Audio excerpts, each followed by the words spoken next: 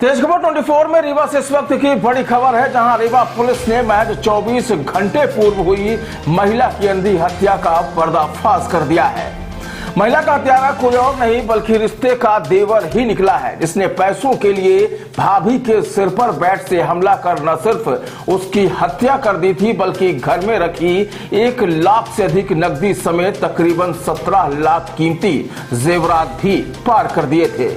Police ने फिलहाल आरोपी के कब्जे से नकदी और जेवर के साथ साथ वारदात में प्रयुक्त किए गए बैट को भी बरामद कर लिया है। दरअसल यह खुलासा आज रीवा एसपी के निर्देश पर अतिरिक्त पुलिस अधीक्षक आरती सिंह व सीएसपी राजीव पाठक के द्वारा किया गया। मामले का खुलासा करते हुए अतिरिक्त पुलिस अधीक्षक ने जानकारी देते हुए बताया कि एक दिन पूर्व शुक्रवार की दोपहर शहर के विश्वविद्यालय थाना क्षेत्र अंतर्गत इटौरा स्थित दयालु नगर में रहने वाली 35 वर्षीय नेहा सिंह नामक महिला की अज्ञात व्यक्ति द्वारा हत्या कर दी गई थी। पुलिस के मुताबिक घटना के वक्त महिला घर पर अकेली थी और उसके बच्चे स्कूल गए हुए थे। दोपहर में जब बच्चे स्कूल से वापस घर लौटे तो उन्होंने घर के बेडरूम में मां को खून से लथपथ हालत में देखा, जिसकी सूचना बच्चों ने अपने पिता को दी और फिर महिला के पति ने पुलिस को घटना से अवगत कराया।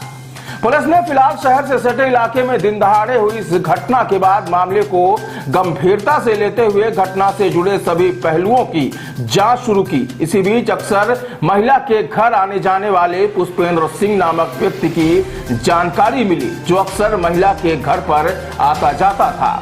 पुलिस ने संदेही का नाम सामने आते ही बिना समय गवाए उसे पकड़कर जब पूछताछ की तो हत्याकांड का सच सामने आ गया।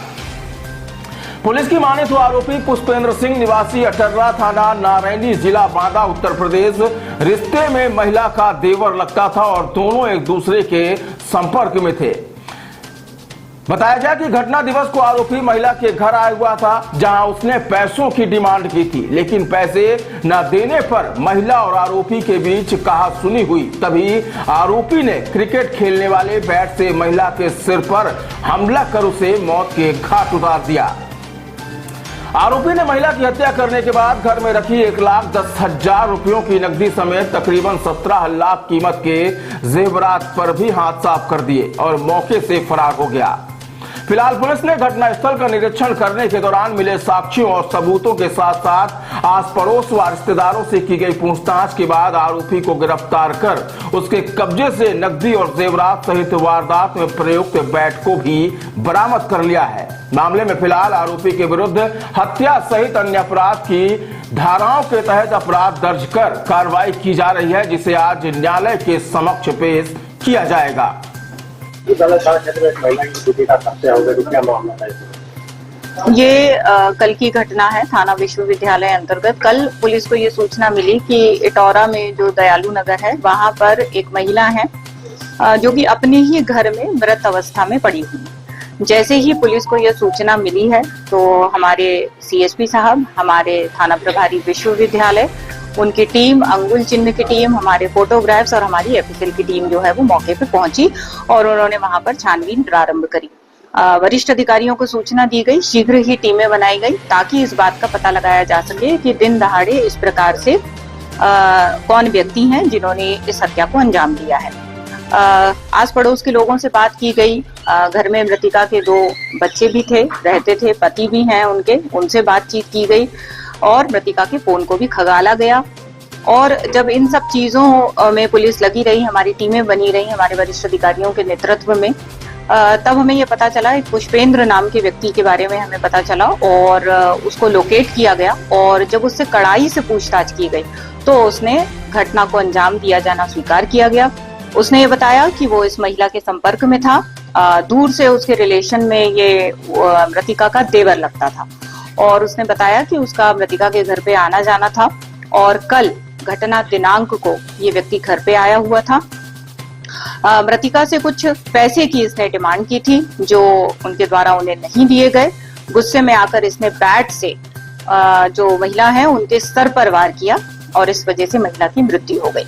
इसके बाद ये वहां से पैसा, उनका ज्वेलरी लेके निकल गया। इसको लोकेट कर लिया गया है और जब इसको लोकेट किया गया है पुष्पेंद्र को, तो इसके पास से जो इसने घर से ज्वेलरी महिला की ज्वेलरी और जो कैश है लगभग 1,10,000 रुपए ये उनसे जब्त कर लिया गया है। साथ ही वो बैट जिससे महिला की हत्या की गई थी उसको भी इस व्यक्ति से जब्त कर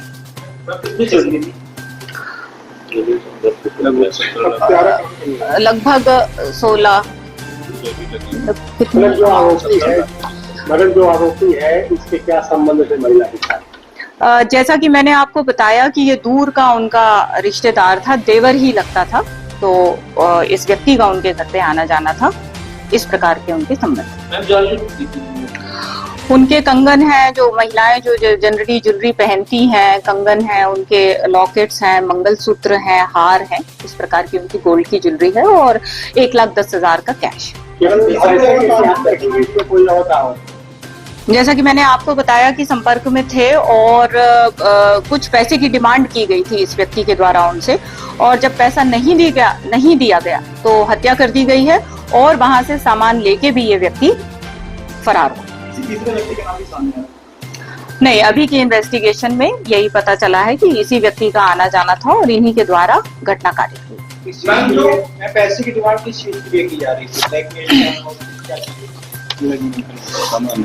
ऐसा तो अभी कुछ समझ में नहीं आया है कि ब्लैकमेलिंग या कुछ था, क्योंकि मैंने आपको बताया कि पहले से ही महिला संपर्क में थी उनके और वो रिश्तेदार भी थे उनके, तो वो अपना पैसा उसको देती रहती थी। और कल भी यही हुआ कि उसने पैसा डिमांड किया और जब नहीं दिया गया तो उन्होंने घटना कारित उनके आने की जानकारी उनके पति को थी कि वो आते जाते उनके घर में?